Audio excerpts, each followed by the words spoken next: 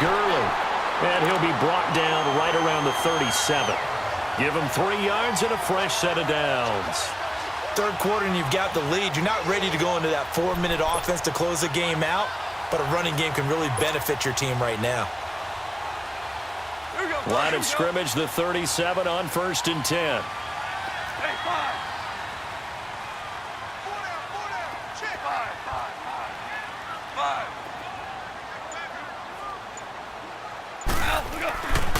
Goff turns and gives to Gurley.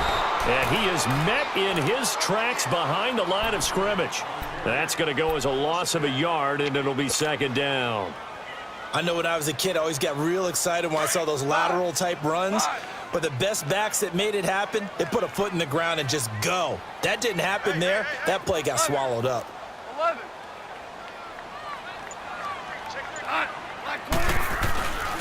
Here comes carry number 10 for Gurley. And the hole closes quickly there. He gets maybe a couple up to the 38.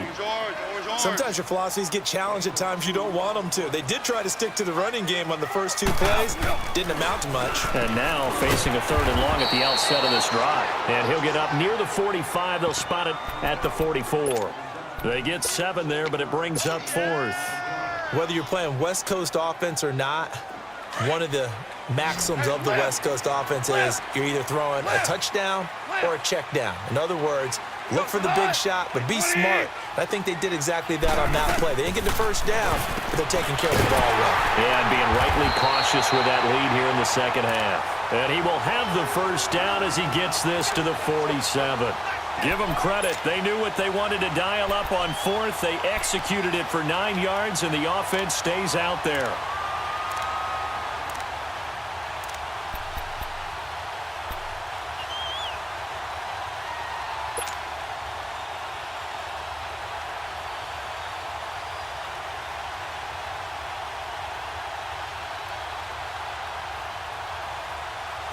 So from Cowboy territory now, here's 1st and 10 at the 47. 12. Hey, shell.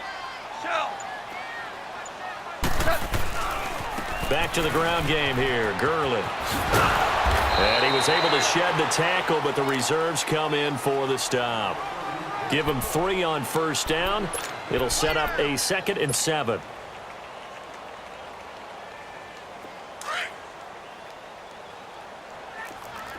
Merlin. Everyone's got 4 down. On 2nd down, here's Goff. Dumps it off to Gurley. And here he'll be brought down a little shy of the 35 at the 36. It goes as a gain of 8, and it moves the chains. Everyone's got to be able to catch the football. Doesn't matter what position you play, but if you're on offense, be aware a ball may come your way. A nice move he had, but can't break away. And he's brought down just inside the 30. A good run there on 1st down, and it'll leave him with a 2nd and 2. Goff now to throw. He'll throw underneath for Gurley. And he'll be brought down at the 27-yard line. It'll be a pickup of only a yard, and that'll bring up a 3rd and 1. He felt the pressure coming there. That was a good job of just making something out of nothing, so to speak. Yeah, took the hit and still made the play. You know, when we talk about runners, all right, and on running plays, runs after contact, we call that getting dirty yards, tough, gritty ones. To me, that's like the version of a dirty pass. He knows he's going to get smacked, yet still delivers the football and picks up good yardage. C.J. Anderson in the game. He gets it here. And he's going to get the first down as they bring him down at the 23. It's a gain of 4 there, and it gives him a new set of downs. That's quite a spot there for his first carry of the game, but obviously they had plenty of faith in him, didn't they? No question about it. And here, why not go with the fresh legs? Able to push forward, pick up that first.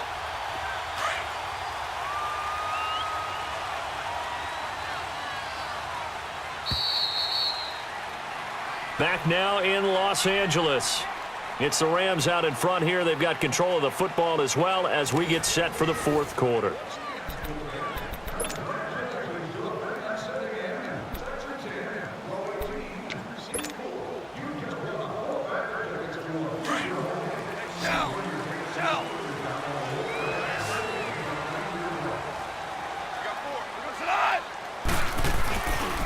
Now a handoff for Gurley.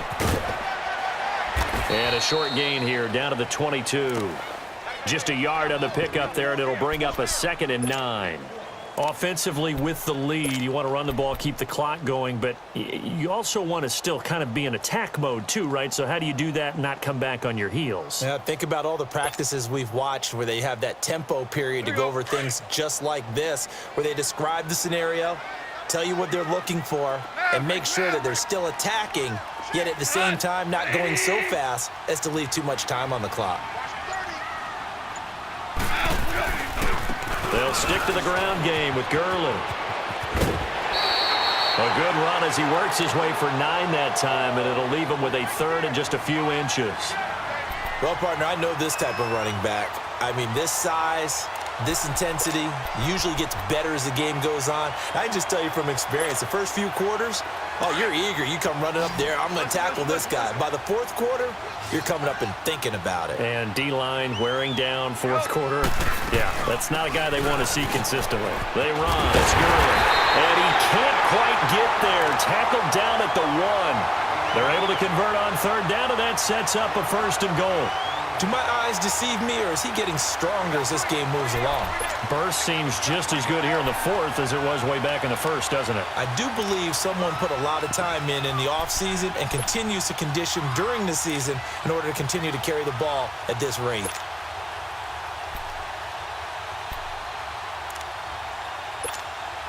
A good chance now to put this game on ice. This is 1st and goal. They come out here in the eye. Look at this, a tight end carry. It's a gain of a yard, and it'll set up 2nd and goal. A lot can go wrong when you call a play like this down in the red zone, but that's where you appreciate this from your head coach. He's not afraid to trust his guys to do the right thing, and as a player, that means an awful lot. They give it off here to the tight end, and he takes it across for a Rams touchdown. Gerald Everett taking it in, and the Rams add on to their lead. And this is what coaches talk about, never being satisfied. No matter what the lead, always trying to increase it. You never know what can happen in this NFL. Zerline good with a PAT, and the lead is up to 18 now.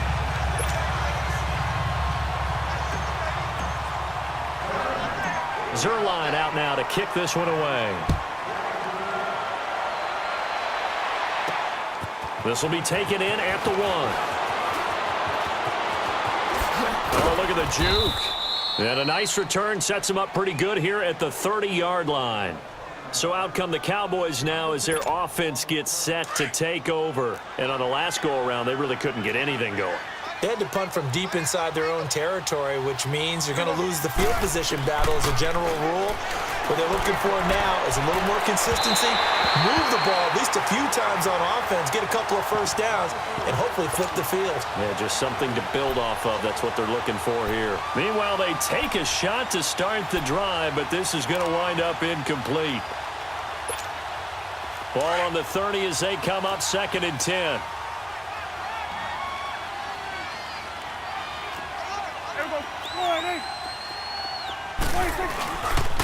On 2nd down, Elliott.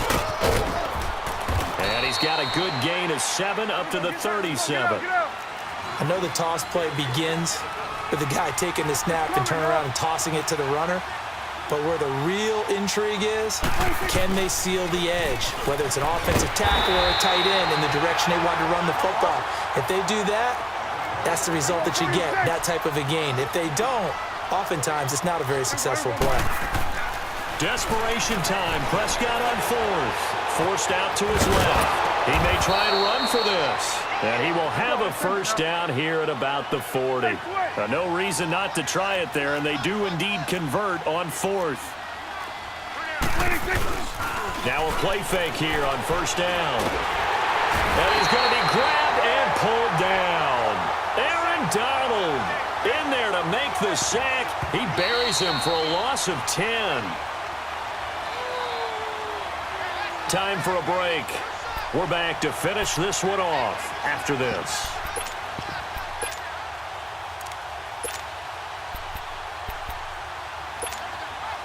Well, the job becomes twice as difficult now. After the sack, it's 2nd and 20. We're going to 54. Wide. Wide. Out of the gun. Here's Prescott. Escaping the pressure right. He's going to let it fly. And got his man complete. And he takes this one down almost all the way to the 30. They give him a gain of 38. They're going to need to get up and set in a hurry. In our pregame meeting, all they talked about was keeping him hemmed in and wanting him to make his throws from the pocket because they knew he was pretty dangerous if he got outside, and he just showed it right there. Pretty good arm, too. 7 yards, the pickup on the pitch and catch. You got the big lead defensively. Willing to give him that underneath stuff, right? And this is why you... And down he goes on the pressure from the Rams defense. Ndamukong Suh breaking through to get him for a loss of 7. On 3rd down, it's Prescott. And this is caught. It's Cooper. Touchdown, Cowboys. Amari Cooper, 31 yards. And the Cowboys cut into that lead. So Dak will bring the Cowboys up to go for the 2-point try.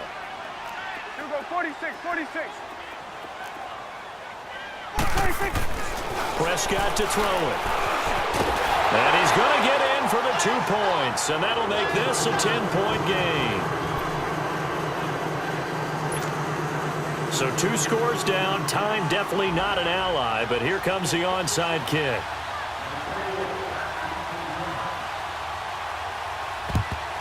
And the hands team for the Rams able to secure the football. They knew they needed a miracle. They had to have that onside kick. They didn't get it.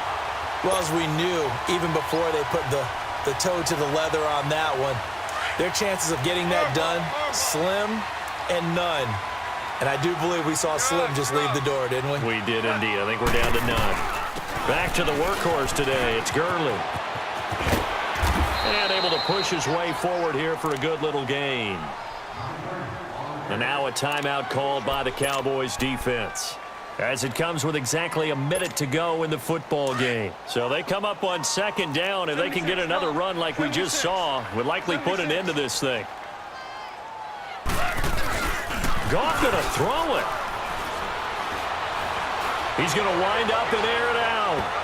So the long attempt falls innocently to the ground, and it brings up 3rd. Despite the lead here in the 4th, they're still taking shots. Not content to sit on this lead at all. And to me, it raises the question of what's right in this game nowadays. Do you sit on the ball and run it because you have enough of a lead? Or do you try and extend it because you always feel like the other team can come back? Extend it. Have some fun. And he's taken down inside the 30. It'll go as a gain of 12, and that should just about wrap this one up.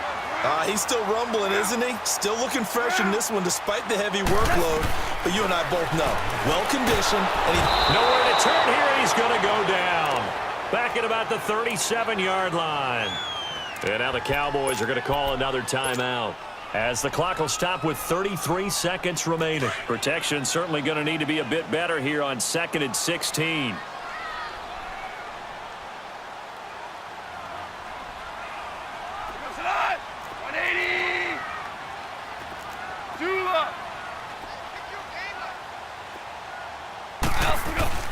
Goff now to throw. On the move to his under pressure again, and down he goes again. And play is stopped here. Timeout. It's the defense calling the timeout here, as they'll stop it with 27 seconds showing on the clock. So Goff, he'll try to refocus after the sack. The Rams now set up with a tough one, a 3rd and long. Now Goff. Rolling to his right. And got a man. It's Woods. And they'll wind up getting this one all the way down inside the 20. A big gain there, and that should certainly be enough to put this one in the win column.